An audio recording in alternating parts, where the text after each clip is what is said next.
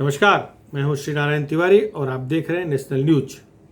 Bharatiya Janata party के पूर्व सांसद वरिष्ठ नेता किरीट सोमैया ने जो रणभेरी बजा दी है, उसके पीछे जरूर किसी बड़ी हस्ती का हाथ है। वो राज्य की हस्ती नहीं हो सकती। जो अभी तक संकेत मिल रहे हैं वो ये है कि किरीट सोमैया को केंद्र से भरपूर सहयोग मिल रहा है। आप ही देख लीजिए ना, जिस तरह से किरीट सोमैया मुंबई में रह करके उद्धव ठाकरे के खिलाफ बिगुल बजा रहे हैं, वो कोई सामान्य सी बात नहीं है। उनके ऊपर कई बार हमले की कोशिश हुई है, राज्य भर घूमते हैं, उनको हमले उन पर हुए हैं। उसके लिए केंद्र सरकार ने तत्काल उन्हें जेड प्लस सुरक्षा दे दी है। अब वो पूरी तरह से सुरक्षित हो गए हैं। लगभग 40 पुलिसकर्मी, केंद्रीय सुरक्षा बल के कर्मियों का ताफा उनके साथ हरदम रहता है। तो उनकी सुरक्षा की जिम्मेदारी केंद्र सरकार ने ले ली है। इसे अनुमान लगा लीजिए। और हमला इनका कई गुना अधिक बढ़ गया है। एक बात, जैसे तुलसीदास जी के रामायण में लिखा हुआ है ना कि किसी वीर का जब बल पावा तब सुग्रीव अखाड़े ही आवा। तो सुग्रीव अखाड़े में तब आया है जब किसी वीर का बल मिला था। सुग्रीव बाली से लड़ने तब गया था जब पीछे से भगवान श्री राम की शक्ति, भगवान श्री राम का बल मिला था। तो यही बात यहाँ दिख रही है। किरीट सोमैया अपने बल से लड़ रहे हैं या महाराष्ट्र की राजनीति या महाराष्ट्र के राजनेताओं के बल पर लड़ रहे हैं, ऐसा नहीं है।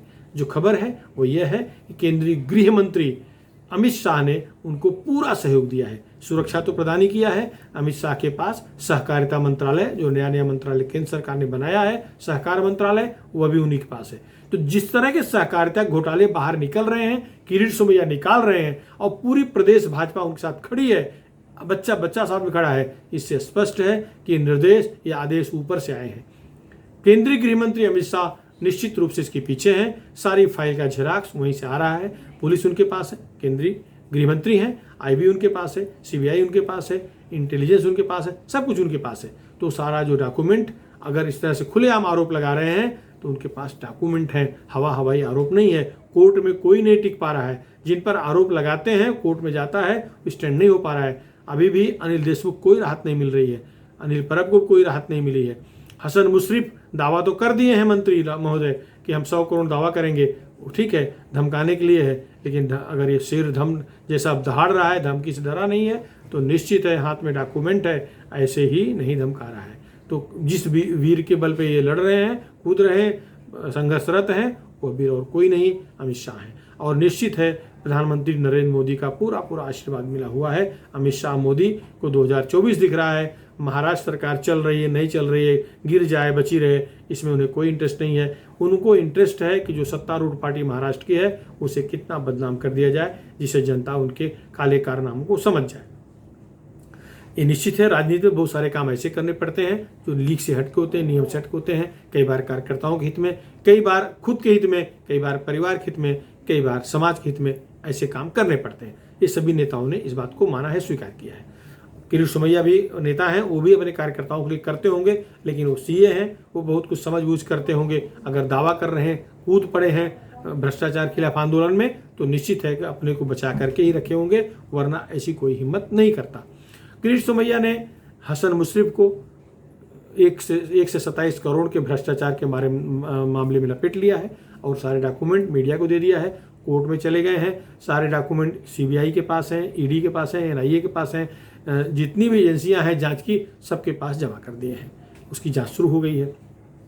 डॉक्यूमेंट इनके पास कहाँ से आए हैं ये हम आप अनुमान लगा सकते हैं। हो सकता है ये सहकारिता का मामला है, तो निश्चित है कि अमित शाह के यहाँ से आए होंगे और वो फुल प्रूफ होंगे, कोर्ट में स्टैंड करेंगे, ऐसे डॉक्यूमेंट होंगे।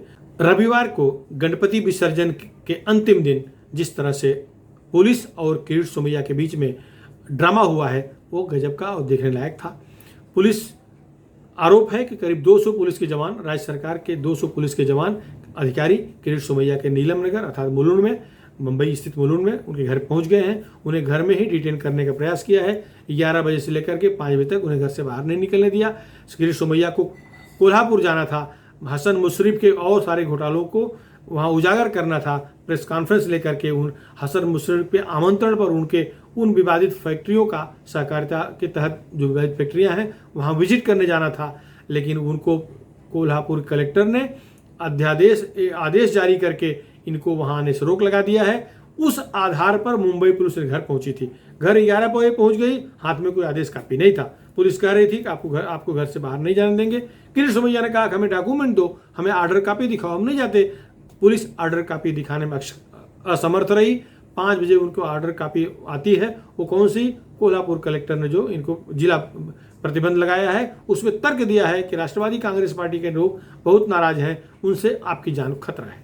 बड़ी हास्यास्पद और दुखद बात है, एक कलेक्टर, एक एसपी, एक वीआईपी को जिसको Z+ सुरक्षा मिली हुई है उसको उस जिले में इसलिए आने नहीं देता है कि रूलिंग पार्टी कार्यकर्ता नाराज हैं और रूलिंग पार्टी कार्यकर्ता से उस व्यक्ति, उस वीआईपी को जान को खतरा है। ये कितने दुख की बात है। जिलाधिकारी महोदय IAS हैं अथवा तहसीलदार हैं या अथवा क्लार्क हैं, उन्हें सोचना चाहिए था कि जो आदेश दिए हैं वो आदेश कोर्ट में स्टैंड नहीं होगा। सुरक्षा देना, वीआईपी को सुरक्षा प्रदान करना ग्रामीण भाग में जिलाधिकारी होता है, एसपी के मार्फत वो ऑर्डर का पालन करवाता है, लेकिन कैसा उन्होंने दिया। खैर, किरीट सोमैया को फिर 5 बजे जीत पड़े, बंबई में क्यों नहीं घूमने दे रहे हो, उन्होंने पुलिस से हुज्जत की। पुलिस का तर्क वाजिब नहीं था। अंत में उन्हें हर साल 35 साल से जिस तरह गणपति के दर विसर्जन के समय चौपाटियों बजाते हैं, वो चौपाटी गए हैं। चौपाटी से उन्हें कोल्हापुर जाना था, महालक्ष्मी एक्सप्रेस जो करीब 8:30 बजे CST स्टेशन से छूटती है, वहाँ जाना था, मुंबई के CST स्टेशन जाना था। तो पुलिस ने CST स्टेशन पर फिर नाटक किया। पुलिस का प्रयास था उन्हें इतना लेट कर दिया जाए कि ट्रेन छूट जाए, लेकिन रेलवे केंद्र सरकार का है, केंद्र सरकार पूरी तरह से सोमैया को सपोर्ट कर रहा है। केंद्र से जो भी निर्देश रहे होंगे, जब रेलवे परिसर पहुंच गए तो किरीट सोमैया को रोकने में पुलिस सक्षम नहीं रही, रोक नहीं पाई। अंततः पुलिस सुरक्षा दे करके उन्हें महालक्ष्मी ट्रेन में बैठा दिया। वो गए, फिर उसी तरह से नौटंकी थाना स्टेशन पर हुआ, आगे भी होता रहा, लेकिन किरीट सोमैया कोल्हापुर जाने के अपने फैसले पर अडिग रहे। पुलिस को हार माननी पड़ी और इस पर तो किरीट और भी आक्रामक हो गए। वो ठाकरे सरकार के मंत्रियों की पूरी लिस्ट बता दी, कितने भ्रष्टाचारी कौन हैं। उन्होंने कहा कि एक एक की सूचना मेरे पास है। ये तो पुरानी बात है, वो सूचना देते रहते हैं। उन्होंने उन विधायकों का नाम लिया, उन मंत्रियों का नाम लिया जिनके खिलाफ आरोप लगा चुके हैं, जिनके खिलाफ डॉक्यूमेंट पेश कर चुके हैं। मुद्दा यह है, किरीट सोमैया इतना अगर दम्भ के साथ कह रहे हैं तो उनके पास डॉक्यूमेंट हैं, ऐसा मान के चलना चाहिए। डॉक्यूमेंट के बिना कोई इस तरह से आरोप नहीं लगाता। 100 करोड़ की धमकी देने वाले न अनिल परब, शिवसेना के मंत्री अनिल परब कोर्ट में गए हैं, और दूसरा राष्ट्रवादी कांग्रेस पार्टी के मंत्री हसन मुशर्रफ भी कोर्ट की धमकी ही दे रहे हैं। जाने की हिम्मत नहीं पड़ रही है, क्योंकि डॉक्यूमेंट के साथ ही किरीट सोमैया ने आरोप लगाया है। सारे के सारे मामले सहकारिता से हैं। सहकारिता के घोटालों की जांच ईडी कर रही है। ईडी के अंदर उप मुख्यमंत्री अजित पवार का भी जरनेश्वर कारखाना भी आ गया है। जरनेश्वर कारखाने में अजित पवार भी इन्वॉल्व है, उनके धर्मपत्नी, उनके बेटे, सब लोग इन्वॉल्व हैं। ये मामला शरद पवार के परिवार का पहुंचता दिख रहा है। इससे शरद पवार थोड़े खिन्न हैं। अब वो नहीं चाहते थे, ऐसा आरोप है, आरोप किरीट सोमैया ने लगाया है कि शरद पवार नहीं चाहते थे कि किरीट सोमैया कोल्हापुर जाएं और वहाँ कुछ करें। सबसे आश्चर्य की बात यह है कि किरीट सोमैया कोल्हापुर के लिए निकले हैं। कोल्हापुर में राष्ट्रवादी कांग्रेस पार्टी के लोग मीडिया के सामने आकर के धमकी देते हैं, किरीट सोमैया आएंगे तो उनको सत्कार किया जाएगा। उस धमकी के पीछे जानलेवा धमकी की तरह दिख रहा था कि सत्कार कैसे करेंगे। 2 अर्थ में या कई अर्थ में बोल रहे थे, लेकिन वो धमकी जो जिस तरह से पहले दिए हैं उस तरह धमकी अभी भी दे रहे थे। और कलेक्टर ने स्वीकार किया कि किरीट सोमैया की जान खतरा है, किरीट सोमैया को Z+ सिक्योरिटी है। अगर राष्ट्रवादी कांग्रेस पार्टी कार्यकर्ता दुस्साहस करेंगे, जान तक आने की बात आएगी, तो जो केंद्रीय सुरक्षा बल के जवान साथ खड़े हैं, जिन कंधों पर अत्याधुनिक हथियार हैं, वो देखने के लिए, नमस्कार करने के लिए नहीं है, और वो किसी को पहचानते नहीं हैं। उन्हें कोई भाषा बोली से लेना देना नहीं है, वो लोकल नहीं है, देश के कोने कोने से आए लोग हैं। तो उनके कंधे का माउजर भी अपना काम कर सकता है, हो सकता मामला बिगड़ जाए। ऐसा कुछ नहीं होना चाहिए। पुलिस को चाहिए कि कार्यकर्ताओं को समझा बुझा करके, ठीक है, पॉलिटिकल झगड़ा, पॉलिटिकल लड़ाई, पॉलिटिकल संघर्ष पॉलिटिकल ढंग से होना चाहिए। इसमें हाथ पैर चलाने की आवश्यकता नहीं है, चलना भी नहीं चाहिए। वैसे किरीट सोमैया का रुख इस समय शिवसेना से थोड़ा सा डाइवर्ट होकर के राष्ट्रवादी तरफ चला गया है, जिससे एक संकेत मिल रहा है कि इस समय शिवसेना को वो भाजपा टारगेट कम करना चाह रही है। केंद्रीय मंत्री नारायण राणे का आंदोलन या नारायण राणे का जो कोकण दौरा था, कोकण यात्रा थी, उसमें भी बहुत सारा मीडिया कवरेज मिला, लेकिन उससे अधिक मीडिया कवरेज किरीट सोमैया को मिल रहा है। ये कुल मिलाकर के केंद्र की सोची समझी चाल है। केंद्र महाराष्ट्र में जो रूलिंग दल हैं, शिवसेना, राष्ट्रवादी कांग्रेस पार्टी और कांग्रेस पार्टी, इनको किसी न किसी रूप में परेशान करना चाह रही है, यह दिख भी रहा है। वैसे हवा में परेशान नहीं कर रही है, डॉक्यूमेंट हैं, कोर्ट में स्टैंड हो रहे हैं। इस सीबीआई, एनआईए और ईडी सारी एजेंसियां जांच कर रही हैं, उनके पास जो प्रमाण मिल रहे हैं वो प्रमाण कोर्ट में स्टैंड हो रहे हैं। इसका मतलब घोटाले हुए हैं, गड़बड़ियां हुई हैं, अनियमितता हुई है, इससे लोग परेशान हैं। परेशान इस बात से हैं कि अनियमितता करने वाले लोग बड़े बड़े लोग हैं, इनके तार और बड़े लोगों से जुड़ा हुआ है, तो इससे सरकार के जाने का भी खतरा दिख रहा है। इससे सारे लोग परेशान हैं। वैसे भी मुख्यमंत्री उद्धव ठाकरे ने संकेत दे दिया पिछले दिनों औरंगाबाद में कि उनका कोई दुश्मन नहीं है। वैसे बार बार कह चुके हैं, राजनीतिक तौर पर भले अलग हुए हैं, लेकिन निजी तौर पर वो भारतीय जनता पार्टी के शीर्ष नेता नरेंद्र मोदी से वैसे ही जुड़े हुए हैं जैसे पहले थे। जैसे बाला साहब ठाकरे के ज़माने में आदरणीय स्वर्गीय बाला साहब ठाकरे का नरेंद्र मोदी से बहुत बड़ा संबंध था। नरेंद्र मोदी उनको प्रणाम किया करते थे, सम्मान दिया करते थे। तो आज भी संबंध उस लेवल पर वैसे ही दिख रहा है, क्योंकि जब दिल्ली में गए थे मुख्यमंत्री महोदय, तो वो जाकर के नरेंद्र मोदी से निजी तौर पर मिले थे। तो ये उनके संबंध हैं, संबंध कहीं गए नहीं हैं। तो अभी राजनीतिक अस्थिरता जो दिख रही है वो अलग ढंग की दिख रही है। टारगेट जिस तरह सुमैया कर रहे हैं वो राष्ट्रवादी कांग्रेस पार्टी के मंत्रियों कर रहे हैं। उनके पास एक लंबी लिस्ट है जिसमें कई राष्ट्रवादी के और मंत्री, जिसमें उस लिस्ट में जिन उन मंत्रियों के नाम लिखे हुए हैं।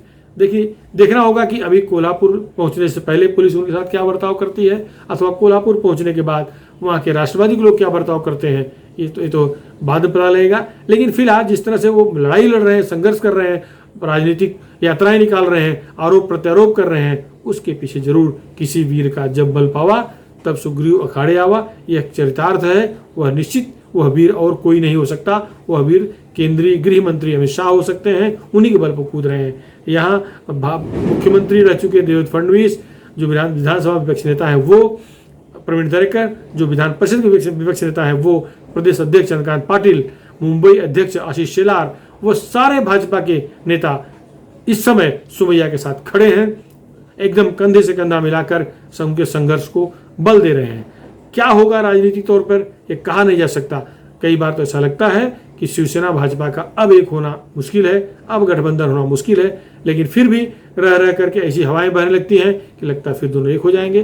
वैसे इसमें शरद पवार ज़्यादा खिन्न दिख रहे हैं, शरद पवार अधिक चिंतित लग रहे हैं। उनके बयान से भी लगा, उन्होंने कह भी दिया कि जिस तरह से आज आरोप प्रत्यारोप होते हैं ऐसे कभी उनके जीवन काल में नहीं देखा गया था।